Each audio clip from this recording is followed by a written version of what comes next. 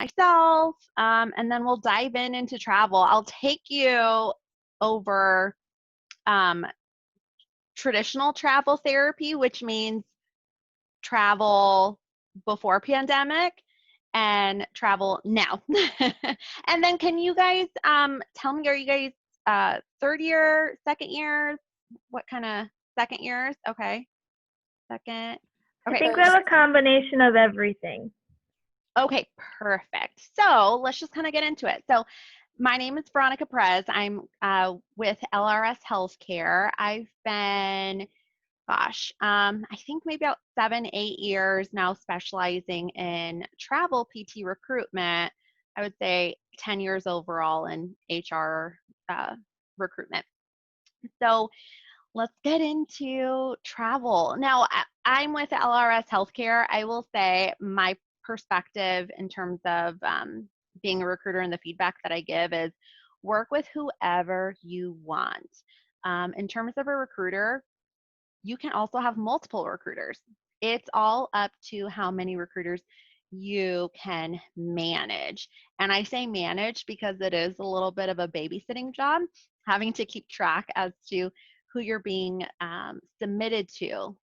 And by submitted, once you do an application for everyone, then if someone says, okay, I have a job in Sioux City, and you say yes, that's a submission. You're giving your permission for a recruiter to submit your profile or application to a facility. Okay. So again, work with as many recruiters as you want. And I'll also get into how to pick a recruiter. But let's go over the industry background a little bit. So travel PT, before 2020, I would say it's fantastic. I would say fantastic in the sense that there's a lot of opportunities. So to give you guys a scale, I would say on a daily basis before pandemic, no matter what, we would never fall below 300 jobs per day nationally. So 300 every single day, never fell below that. That meant that we had 300 jobs scattered in various states, and there was going to be a lot of clusters, a lot of opportunities in different areas, but also clinically you're going to see a lot of variety. So acute care, inpatient rehab, outpatient skilled nursing, home health, and some specialties as well, like women's health, CHT, lymphedema. We'd see a lot. So that was before pandemic. Now I'm used to speaking with students in different cohorts and doing webinars for different universities. And what I would always tell the students is travel's a phenomenal option. Whatever you want to do, you could probably do it. And wherever you want to do, you can probably do it. If you want to stay in North Dakota, if you want to go to Arizona, if you want to do strictly outpatient, or if you're not sure, you want to be, start off as a generalist, let's say, and just kind of just bounce around and really find your footing, you could do whatever you wanted, all of the above. Then COVID-19 happened. It changed a little bit. So now, remember how I said about 300 jobs per day, it never fell below that? Now I would say, to be truthful, I would say if we're seeing a solid 10 jobs per day, yeah, I know, 10 jobs per day, that's kind of where we're at. So the whole market really collapsed, crashed. And let's get into why and what the effects were and what we see now going forward. So why that happened? I mean, obviously pandemic, but travelers are expensive. That's why you can make extra money as a traveler. Travelers are expensive. So when before layoffs happened, before furloughs happened, who got cut? The non-essential staff. And as healthcare professionals, you are essential, but you're a traveler. There's full-time staff that can do the job. So travelers, hundreds upon hundreds of travelers got their contracts cut short, which is a reality whether we're in pandemic or not. That is a reality of being a traveler, that your contract can get cut. That's normal. Not normal the reason now in 2020 why contracts got cut, but it's normal. So then what we saw was, elective surgeries were, depending on where you were, they were either cut short, they were, you know, reduced to maybe 25% capacity, and then so many other things, less people on the road, less accidents, so many reasons. So then we saw, full-time staff, PRN staff get cut. If a clinician was PRN at 4 or 5 different facilities, now they were telling them, well, pick one because you can't go hopping from facility to facility. You have to stay at one. So a lot of things happen.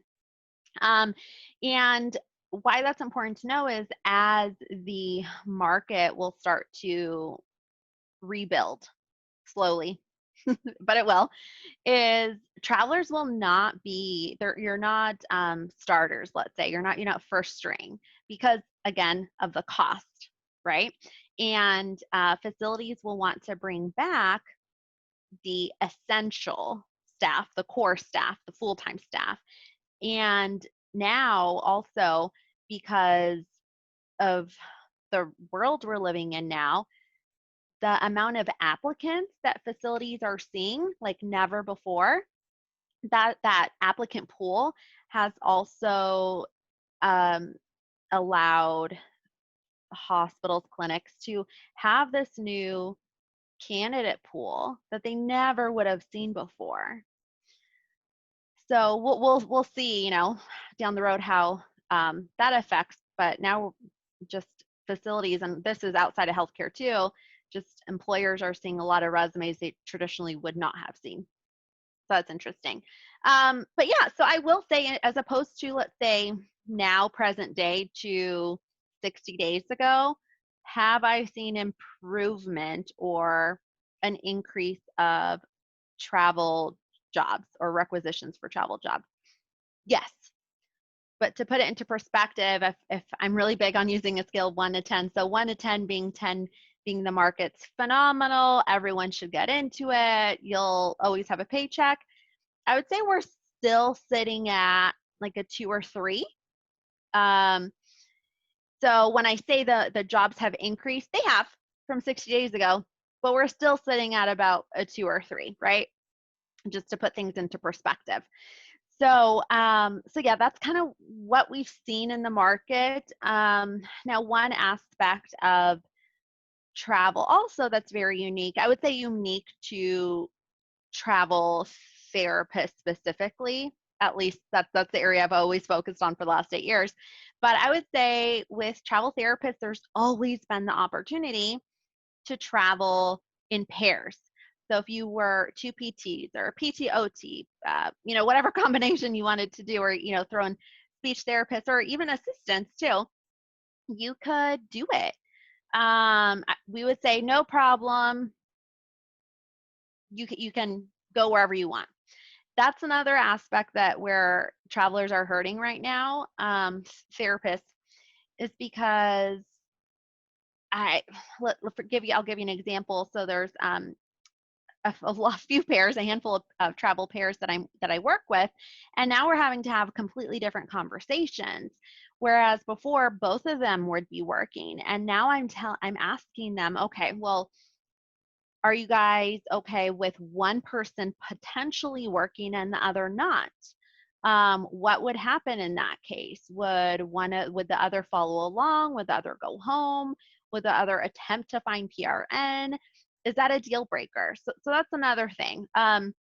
Now, with jobs increasing right now, here's what we would need and again, if you guys are looking in May of 2021, obviously the market's going to look different, but it's still good to have this background as to where the market was before pandemic, now in 2020, to help you with your footing in terms of the job market as we get into 2021.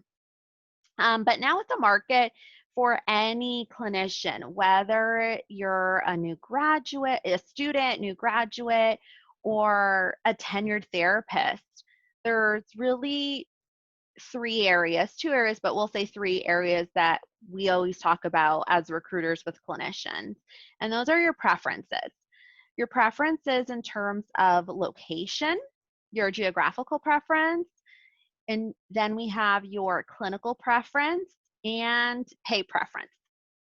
So in terms of location, now the ideal clinician is able to go, maybe not wanting, but in the position that we're in, they're willing to go anywhere. So hop state to state, coast to coast, not have a lot of restrictions geographically. Obviously, compact helps with that, and I'll get into licensing and compact and how that incorporates into travel. So geographically, be as open as possible more than ever. Even, last year, being flexible geographically always helps your options.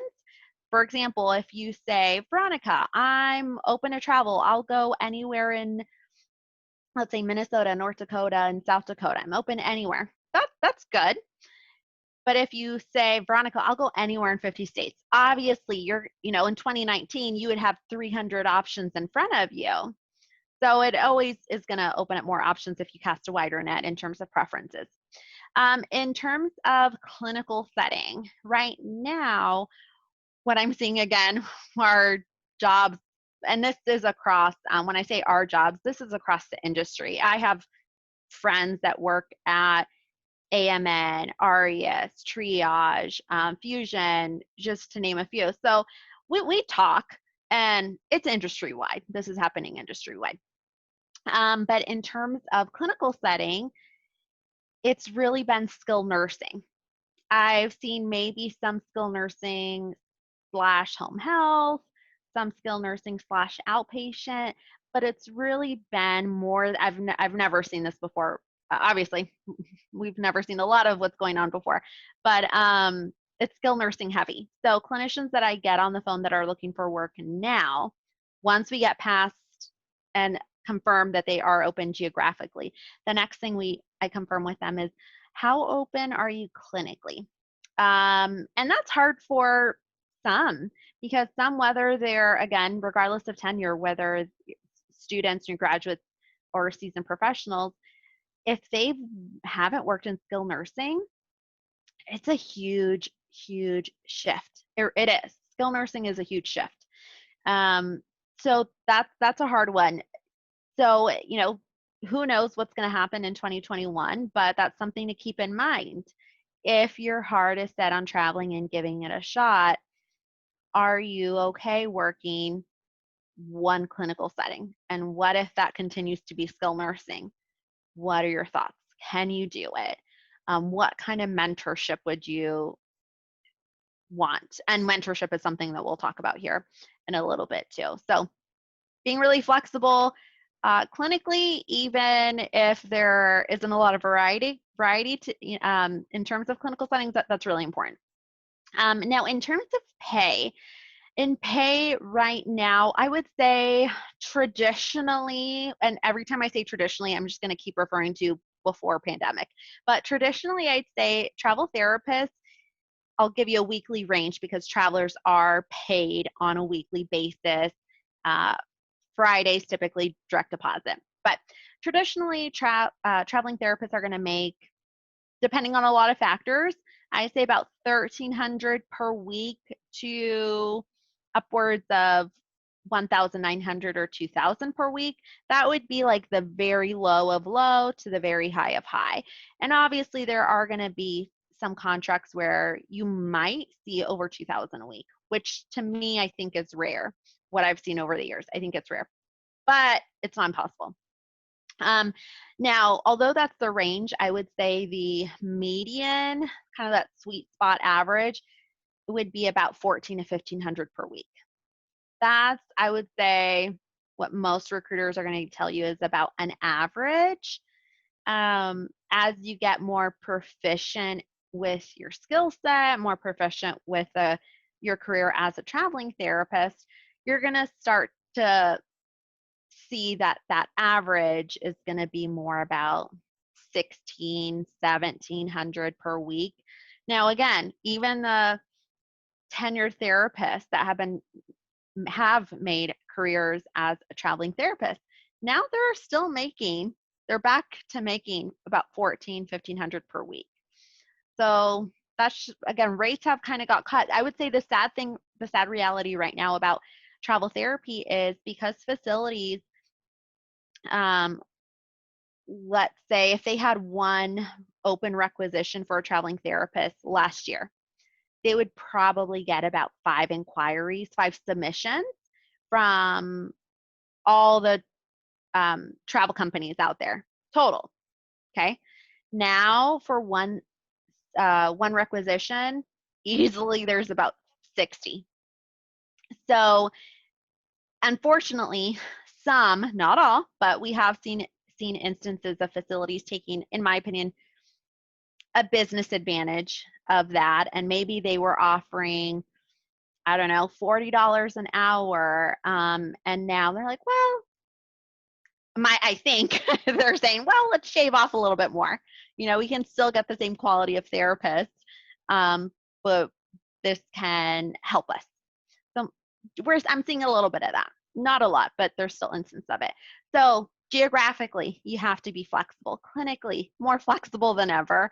And financially flexible, which, don't get me wrong, I mean, 1,400 per week, that's great. And just to put it into perspective, let's say if you're in a salaried position, let's say 70,000 a year, just to compare apples to apples, that would equate to about 1,000 per week.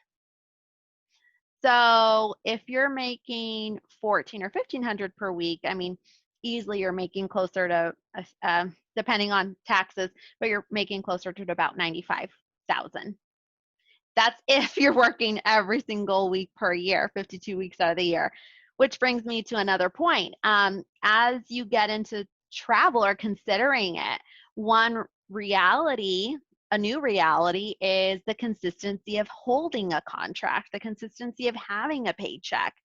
Again, before COVID, no problem. As long as you are somewhat flexible, no problem. Essentially, you're guaranteed a paycheck.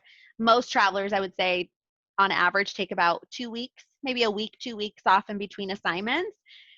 Now, again, you're having that competition, about you're 1 in, 60 applicants for a single job now. So the competition factor is higher. But anyway, I was going to say something, but I'll mention that here in a little bit. So now you might, as a clinician, not be guaranteed a paycheck in 2 weeks or a job. That one thing that has shifted is the forecasting or the patterns. So before, I'd be able to essentially guarantee someone, yes, if you want inpatient on South Carolina, I'd say perfect. Just let me know when you want to start, and we'll do some searching. Now, if someone says that, I say, okay, perfect. I'll make note of that.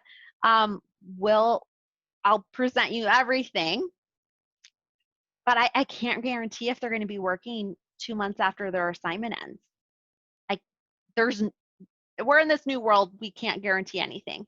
So working 52 weeks out of the year, yeah, recruiters are a little speechless at this moment. But now let's talk about setting maybe a competitive advantage. How can you set yourself apart to actually secure a job, to not wait potentially 2 months? Let's go through that. Okay, so number one, work with a lot of recruiters.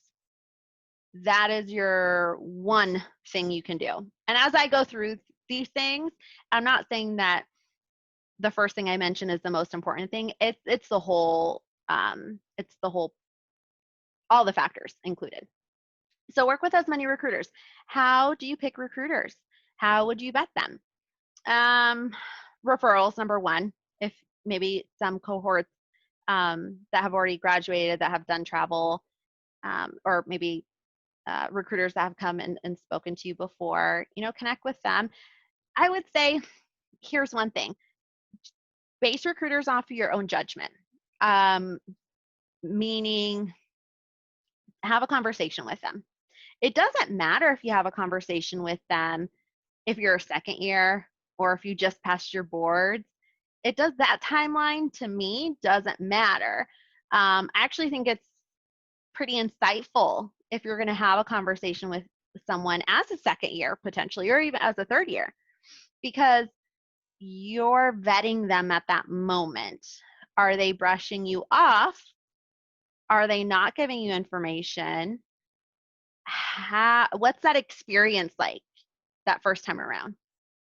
And the other thing is, when you have a conversation with a recruiter, you also have an opportunity to set expectations and ask them what their expectations are. It's a two-way street.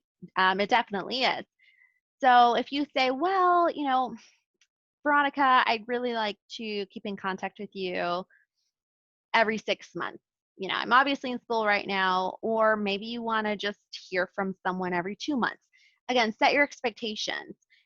Text me, don't call me, things like that. And also, you should ask them, okay, what's the best way to communicate with you? How often is beneficial? Every question the recruiter asks you, you should be asking them back. It's an interview process. It really is. And just go with your gut.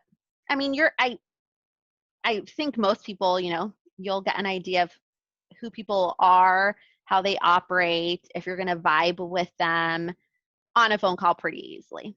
So I do think it's important to call around. I would say even the largest companies, the best companies, are going to have some bad recruiters. And vice versa, the smallest companies, maybe with a bad reputation, there's also going to be good recruiters. So I know people will say, oh, well, I like your reviews, or what sets your company apart? And my employer probably wouldn't like me saying this, but honestly, it's the recruiter. It's not necessarily a review.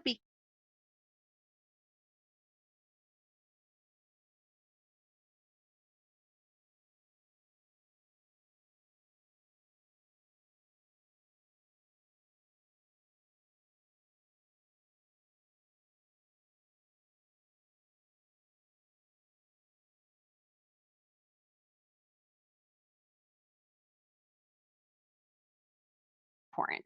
I would say also take a look at when you're calling around, is ask companies, how big are you? Now, very specific though, how big are you as a whole, like, right? But then how big are you how big is your allied or rehab therapy divisions in comparison to others in the industry? That's an important question, because um, that makes a difference in terms of the quality, how quickly you're going to see jobs. I won't get too much into this because it's complicated, but essentially, with companies, in some instances, you're going to see a tier system. Let's call it that, like tier 1, tier 2, tier 3. Let's just go with that. And let's say I'm in Omaha, Nebraska, so let's say Creighton University.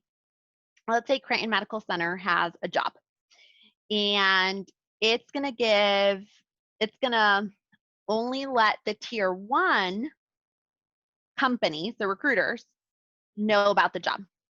And the tier 1's going to have the exclusive for, let's say, 48 hours.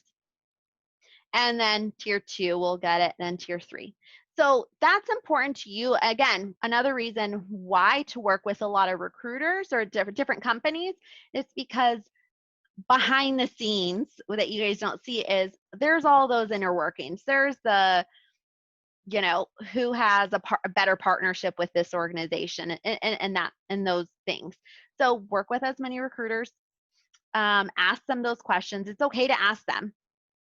Now, another way to get yourself a competitive advantage is and this is pandemic or not, this next thing is when a recruiter calls you about a position, as long as you can confirm that you haven't already been submitted by another company, let the recruiter submit you versus telling the recruiter, well, let me research the location, let me research the area, or I'm sorry, the location, then the facility, and I'll get back to you. Why would that be bad? I mean, especially now, that would not be bad, but it would hurt your chances, because if the goal right now is to have any submission be hopefully the first 5 candidates being submitted. So if you're not one of the first 5, if you're researching, which researching is not bad, then maybe that automatically puts you at like 38 by the time you say yes. Just go ahead and say yes. And once you get off the phone and get with your recruiter, then do the research. If it's a facility or an area that you just can't see yourself in, you just communicate with your recruiter and say, hey, can you go ahead and retract my information? That's all it takes. As long as you're setting the expectations with your recruiter that, hey, I'm going to let you submit, I'm going to research it, and then if there's any red flags or it just doesn't feel right, I'll let you know to retract me. As long as you're setting those expectations, that's completely fine. Just communication is king, really. So urgency, basically, the second thing is have urgency. That's gold right now. Another item to give you the competitive advantage, honestly, in terms of experience, I get that question a lot, is the experience going to be a deal breaker? No, I think in a pandemic, experience is still not a deal breaker. As long as as long as you are aware of what you're going into, meaning you're gonna go into a facility. Typically the first week is what you get for mentorship or training orientation, time to get acclimated to everything, including documentation. As long as you're okay with that, then you'll get a job. I've still, in the last 6 months, have gotten new graduates positions, but we have to have hard talks of, this is the reality right now. There really isn't a lot of mentorship compared to a year ago anyway. It's not like that. So you have to really be confident, emotionally too, because it's hard right now. And or maybe you're not necessarily confident, but that's something that you want to work on, then great, put yourself in this position, and you'll grow as well. So that's another factor. Licensing, let's talk about that. I'll cover compact just briefly. So in terms of licensing, there's 2 things that we need in order for anyone to qualify for compact. Number 1, PT Compact says that a person's home state is defined by the state that issues their driver's license. Okay, now that we have that definition out of the way, your home state must be active within the compact. So already passed legislation, it must be active member. North Dakota is. So I know, just because you guys are in that region, you might not have a North Dakota driver's license. That's fine. As long as one of the states, or as long as your driver's license is one of the states that is active, then you're good. Now, the second part of you to be eligible to qualify is you also have to have your physical therapy license in that home state as well. So the driver's license, your home state must be active and a member, and then 2, you have to have the PT license. So I've had people ask me, well, I live in Alabama, but I'm going to get my PT license in Texas, which is an active state, so I can have compact privileges. It doesn't work like that. You also have to have your driver's license in a compact state. Okay. Now, compact, that's phenomenal. I'm not going to sugarcoat it. It is phenomenal if you have it. It's not a deal breaker in travel. If you have it, I think currently, last time I checked, I think there's 20 states total. I don't think that's changed since the pandemic. I think it's still 20 states. But the way it works, it's phenomenal. Let's take New Hampshire, for example. It's traditionally, New Hampshire, without compact privileges, it takes about 2 months to get a license. With compact, you can get it within a matter of hours. So let's say a day. I mean, what you have to do is take the jurisprudence exam. For, I would say, 97% of the states that are active right now, you do have to take a jurisprudence exam. But once you have that done, you go online. It takes 10 minutes. It's like you're creating a new account. So you're going through the registration process. And they'll verify, have your driver's license handy because you'll need to verify some information. And you pay, and you're done. It's that easy. So if you're eligible for it, it's phenomenal. Now, the other advantages with compact is you don't have to, all you have to do is keep your home state active, meaning stay up to date with CEUs, those things, and all of your compact state licenses tie back to your home state. So if you're, let's go back to New Hampshire. If you have a compact license in New Hampshire, you don't have to do CEUs for that state. You don't have to do a background check for that state or go through the fingerprint process. It's done. Also, the fees are typically cheaper, or application licensing fees are typically cheaper through compact. And any compact licenses that you get, again, they tie back to your home state. They all expire or would need renewal at the expiration date of your home state license. So it's pretty handy. There's less to remember. Okay, now if you don't have compact licensing at this time, I don't encourage any travelers to get a new license. I've had travelers tell me, oh, well, recruiter so-and-so told me to get a recruiter or to get a license in Texas. I personally don't recommend that. But again, you as future therapists, you are the decision makers. Your recruiters are only giving you advice and opinions. That's the extent of it. You guys are always the decision makers. But anyways, I told this therapist, and I would tell others too, if you want to, go for it. But if you're doing it just because a recruiter told you that there's a lot of jobs there or it's a consistent place, I can't see how that would be true when there's about 10 jobs per day, or, let's say on a good day, there's 20. The forecasting, it's still impossible to say that a certain state is a good state. So what I do is I say, hey, if you guys are flexible geographically, clinically, if you have urgency when I call you in terms of a job opportunity, let's submit you. Let's get you an interview, get you an offer. Well, what I like to do is say, once you have a job offer, then apply for a license, because then if you're going to spend a few $100s on a license, that you're going to get reimbursed 100% for it. It's not like you're going out and getting licensed in 5 states and, let's say, spending $1,000, and you don't know if you're ever going to use those licenses right now.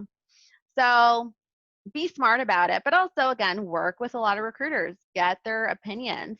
And also, going back really quick to the recruiter piece is, let's say if you're went to a company that's been highly recommended to you, but you get on the phone with a recruiter and you're just not vibing.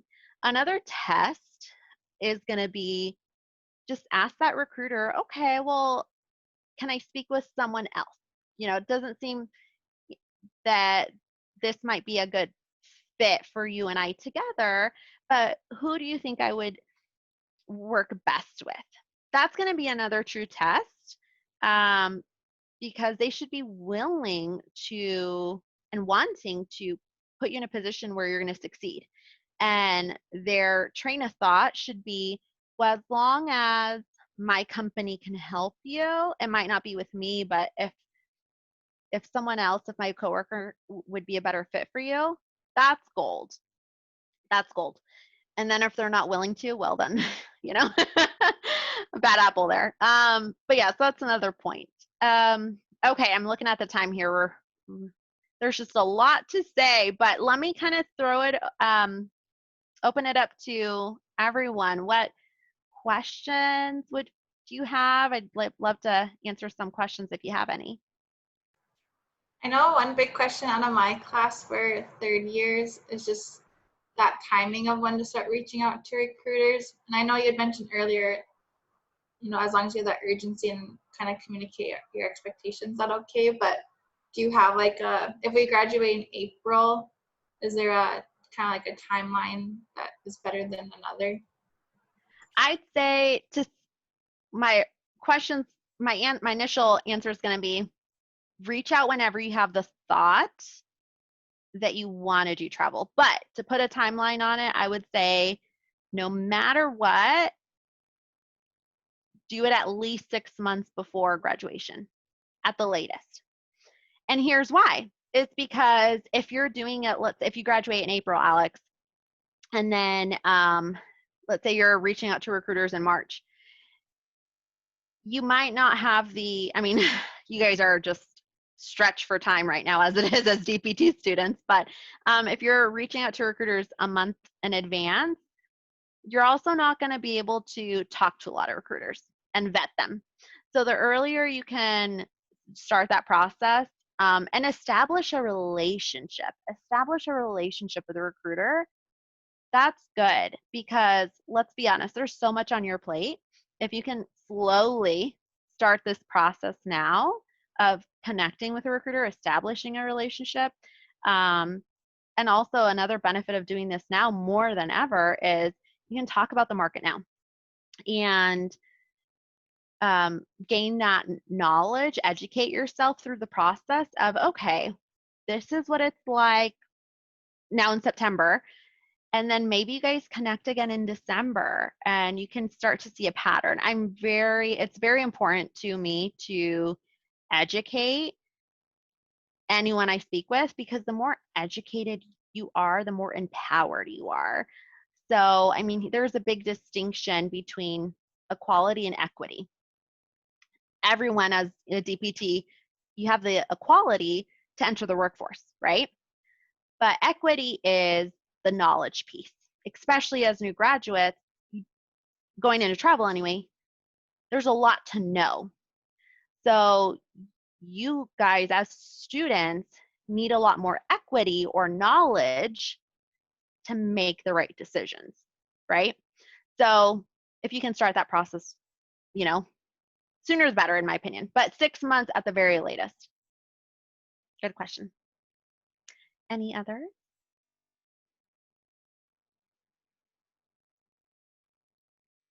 No. Okay. Let's see, a few other things I want to cover in terms of mentorship. So traditionally, with different companies, well, I'll use us for example. So traditionally, we offer 2 levels of mentorship. We offer mentorship from the oh gosh, it's been so long since I've talked about it, I forgot what it is. But traditionally, we offer mentorship from the facility standpoint, I'll call it that, and then from the travel lifestyle perspective. So here's the reason we do that. Really, you get kind of 3 advisors in the, let's think of it that way. It's 3 sides. 3 advisors. One is your recruiter. Your recruiter knows the industry, but let's be honest, we're not doing what you guys would be doing, especially going state to state. So your one of your other advisors or mentors would be someone at the facility. And I don't like to sugarcoat it or say, oh, you get a mentor. I've heard this a lot where facilities, recruitment companies, and ours do this, we offer the same thing, is we'll say, oh, for clinical mentorship, we have clinicians in the office that can mentor you. Traditionally, honestly, they're nurses. But that's not the same as getting support mentorship from someone at the facility. So that's something that's determined during an interview process, okay? But then the third part is if the clinician wants, we connect them with a current or former traveler that has lived the lifestyle, because the lifestyle in itself is vastly different. We don't know every stressor or frustration or misstep that happens from the clinician standpoint. So it's nice to have that point of view as well. And bonus, they're also a clinician, so they can probably answer some questions there too. So the mentorship factor, it's I would say the three sides of it right now are definitely not in effect. I would say the factors that have gone away right now are mentorship from the facility standpoint and mentorship from another past or current traveler. That's kind of gone away right now too. So yeah. Oh, I will say really quickly also on resumes, I see this a lot. I know you guys had a session about resumes and interviewing earlier today, but from the traveler standpoint, what I like to see is, in terms of when you're listing your clinicals, preference industry-wide is do not list your semesters, list the actual dates. So if you were there, May 2020 to April 2020, no, that's wrong, I'm sorry, August 2020, list that. So helpful. List at least 3 bullet points as to your responsibilities or accomplishments during your clinical. City, state, I see that left off of resumes for clinicals as well, where it's not listed city, state.